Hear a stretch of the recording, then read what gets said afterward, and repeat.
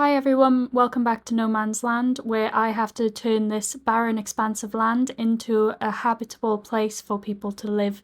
And I have been given money by the person who now owns this land as a manager to improve the quality of the land and to make it a good place for people to stay.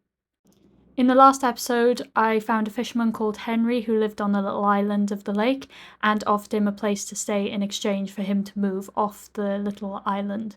So here I am creating some work for him to do with fisheries, and so he can carry on catching fish, but he will also make a profit out of it and it will be his main job. I had a little fence for protection and I just cleaned up the area around it so that it was a very nice place, and that will soon be the town anyway. Next, I carried on with making sure the paths were wide enough for the buses or public transport to get down when it is created, and for the main town to be wide enough for the congestion and for a lot of crowds to be down there at the same time. I was also checking the surrounding paths, so on all the land that we currently own, that they're all wide enough and good enough for transporting. Next, I started on Henri's house, so I was just trying to figure out the size that would suit him best because he only lived in a teeny tiny shed when I found him, so he wouldn't want anything quite as big. I was also going to put him in a village type of setting so that he could have some neighbours, and as you can see here, I built all the houses and then laid down the ground and made it a cute little enclosed area so that it was safe and all closed in and acted like a village in France. I then decorated it a bit and put a little surrounding wall there, as well as some benches so that people can just enjoy the outside, have a bit of tree and greenery in the middle of the little half circle, and so that it's nice and enclosed but also open and can look out towards the forest. I will be improving and expanding this area to become like a proper village that you'll find in France, where the houses are quite close together, don't have much gardens, but they will have an expanse and a nice place to go and socialise and a lot of places to hike, seeing as they are surrounded by forests and greenery, except for in this little area. I also added a bus stop and the wall to connect to the bus stop so that it all seems like one road and one area. The next bit that I did was actually sit and consider where the heck I'm going to be getting all these people from, because I only have a population of 3 at the moment, and that is me included. I also had to figure out how I was going to expand this area and what it would look like, and so I just kind of left the walls as they are at the moment because I don't really know how I'm going to expand it in the next part.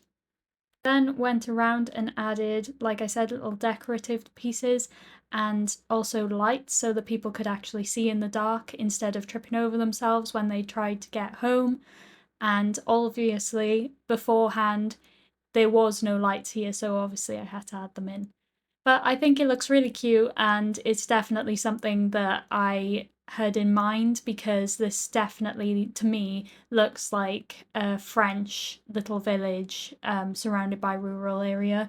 But obviously, to improve the space of the land so that they can use it for cultivation and crops, I have decided and planned to keep them all in one area, work in a next, and then have the surrounding area as farmland and things that they can survive on and grow things on. Next thing I did was have a look down where the town will be and kind of plan in how this will look and whether the path was actually big enough. And then I moved over to trying to find a place for the field to be, because I also need another field. I only have one at the moment, so every episode from now on you will see a new field being added. And as it's still winter, the fields are still barren, which is a bit of a problem, seeing as, you know, we have 2 residents now and we also don't have any crops growing at the moment. We only have fish and takeaway, which isn't takeaway because we live in the middle of nowhere. For the field, I decided to sleep away the rest of January because it was dark and I couldn't see what I was doing. So I carried on till the next day, found the area that I wanted the new field to be, settled on it, and then went and grabbed my tractor and put the cultivator back on the back of it instead of the mulcher.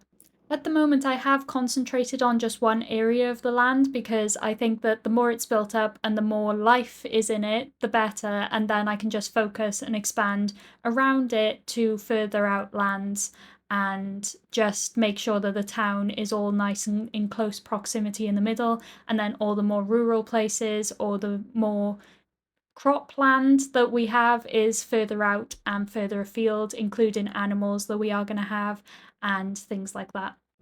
I did start off by using my Lamborghini tractor to start cultivating. It is Louis' day off today, so it is just me rolling around. But I found out that my Lamborghini tractor actually wasn't that strong, so I bought a new Fendt tractor, which did the job perfectly, as you will see.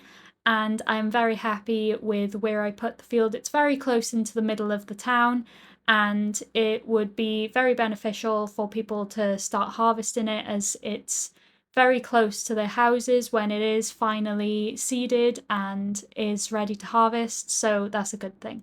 I then put my tractor away, and I've decided to keep this for the time being because I'm not sure if Henry would actually want a tractor, seeing as his specialty is fish, but it is something to consider in the future. I then went and wandered to see how the buildings look that I just constructed, and to be honest, I feel really cozy and calm in here.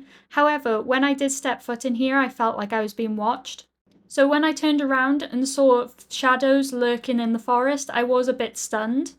But when I went to speak to them, they warned me, saying that this is their land and I need to stop building on it, which is a bit problematic because I kind of need to build.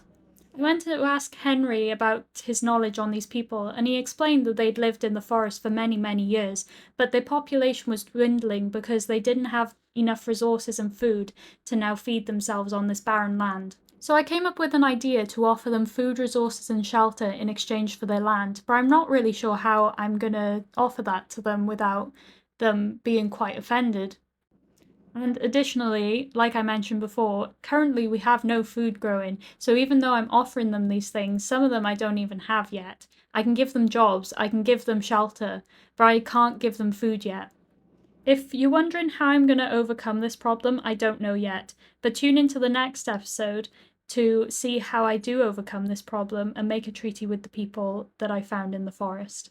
Thank you so much for watching this episode. Please subscribe and like if you've enjoyed it and want to see more, and I will see you in the next video. Bye everyone.